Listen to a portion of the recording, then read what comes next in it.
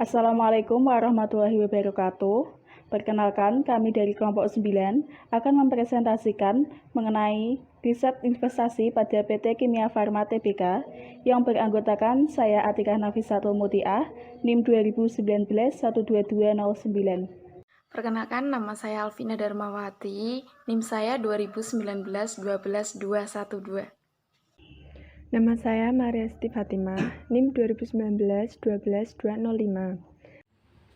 Dan saya Muhammad Rofianto, NIM 2019-12203. PT Kimia Farma Tbk adalah badan usaha milik negara yang bergerak di bidang farmasi dengan kode emiten KF pada Bursa Efek Indonesia. Komposisi saham PT Kimia Farma terbagi atas 9,868%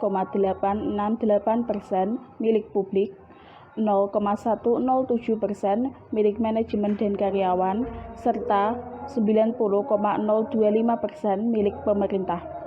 Pada Februari 2020, kepemilikan saham seri B pemerintah Republik Indonesia dialihkan ke PT Bio Farma.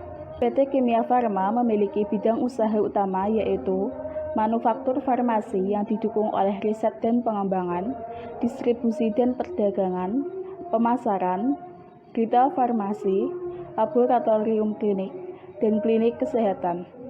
Berikut adalah produk-produk dari PT Kimia Farma. Analisis ekonomi global dan lokal.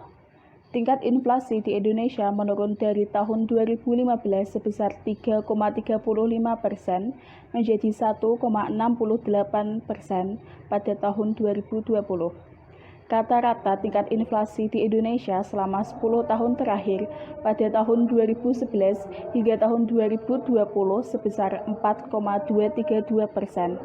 Sedangkan pada bulan Maret 2021, tingkat inflasi di Indonesia sebesar 1,37%. Nilai rupiah di akhir tahun 2020 berada di harga 14.040 per US dollar. Sementara di akhir kuartal 1 2021 berada di harga 14.520 per US dollar, yang artinya rupiah mengalami pelemahan sebesar 3,42%. Oleh karena itu, Bank Indonesia memutuskan untuk mempertahankan 7-day reserve repo rate atau BI 7DRR untuk bulan Maret 2021 sebesar 3,50%, suku bunga deposit facility sebesar 2,75%, dan suku bunga lending facility sebesar 4,25%. Keputusan ini sejalan dengan perlunya menjaga stabilitas nilai tukar rupiah dari meningkatnya ketidakpastian pasar keuangan global di tengah perkiraan inflasi yang tetap rendah, serta untuk mendukung pemulihan ekonomi nasional lebih lanjut. PT Kimia Farma Tbk didirikan pada tanggal 16 Agustus 1971. PT Kimia Farma Tbk ini merupakan farmasi pertama di Indonesia yang didirikan oleh pemerintahan Hindia Belanda pada tahun 1817. Dengan adanya COVID-19, PT Kimia Farma ini mengembangkan usahanya dengan menciptakan produk yang baru untuk penanganan COVID-19 sesuai dengan ketentuan cara pembuatan obat yang baik. PT Kalbe Farma Tbk didirikan pada tanggal 10 September 1966. Pada saat ini, perusahaan bergerak dalam bidang pengembangan, pembuatan, dan perdagangan persediaan obat untuk manusia dan hewan, serta produk konsumsi kesehatan lainnya. Dalam pengembangan usahanya, PT Kabel Farma ini bekerja sama dengan PT-PT lainnya untuk membuat farmasi yang baru, serta makanan dan minuman untuk kesehatan yang baru pula. Berikut adalah rahasia keuangan dari PT Kimia Farma Tbk. Dari perusahaan PT Kimia Farma Tbk menyajikan rasio keuangan dengan menggunakan perhitungan ROI, ROE, dan ROA. Dari tahun 2015 sampai tahun 2019, PT Kimia Farma Tbk ini mengalami penurunan. Dan ini adalah gambar yang lebih jelasnya yang disajikan oleh PT Kimia Farma Tbk tentang rasio keuangannya dari tahun 2015 sampai dengan tahun 2019. Dan ini adalah rasio keuangan yang disajikan oleh PT Kalbe Farma Tbk. Dan ini adalah gambar yang lebih jelasnya tentang rasio keuangan dari PT Kalbe Farma Tbk. Dapat dilihat dari penjualan neto, laba bruto, laba bersih, dan laba bersih per saham. Semuanya itu mengalami peningkatan di tahun 2019. Dapat juga dilihat dari rasio laba terhadap ekuitas dan rasio pinjaman terhadap ekuitas.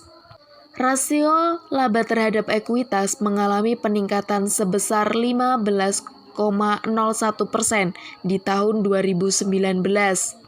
Sedangkan rasio pinjaman terhadap ekuitas mengalami peningkatan sebesar 4,89% di tahun 2019.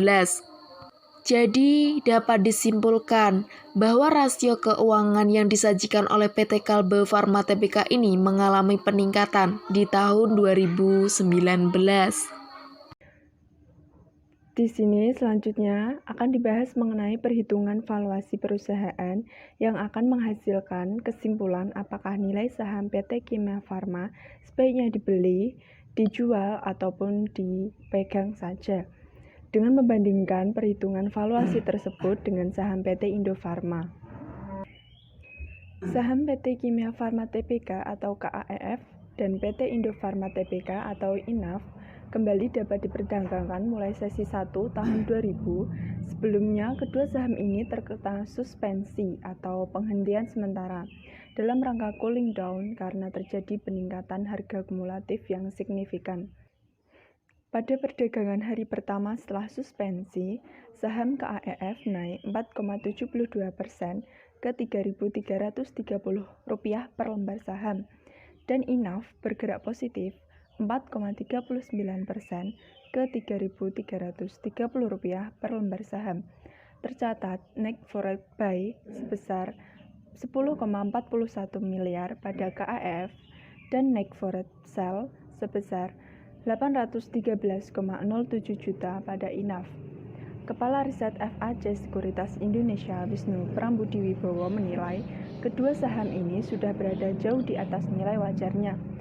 Melansir data RTI Business Book Value per saham atau PBFS KAEF per Juni 2020 adalah sebesar Rp1.229.